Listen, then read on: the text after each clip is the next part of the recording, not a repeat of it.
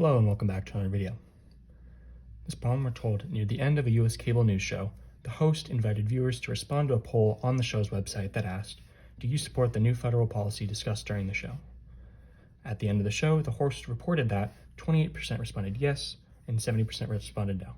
Whereas which of the following best explains why the results are unlikely to represent the sentiments of the population of the United States? So the problem with this poll is that it's only sampling viewers of this news show.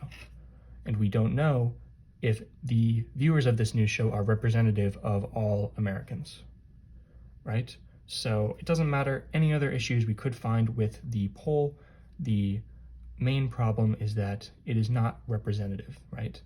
And that lines up with B in our answers.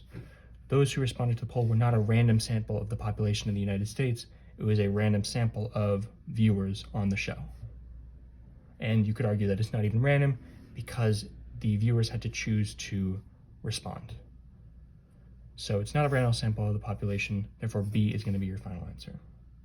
And if you looked at these other options, not only is this the reason why the results are unlikely to represent the sentiments of the population, A, C, and D don't even relate to that topic.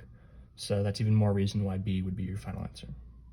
Anyways, thank you as always for liking and subscribing, and I'll see you in the next video.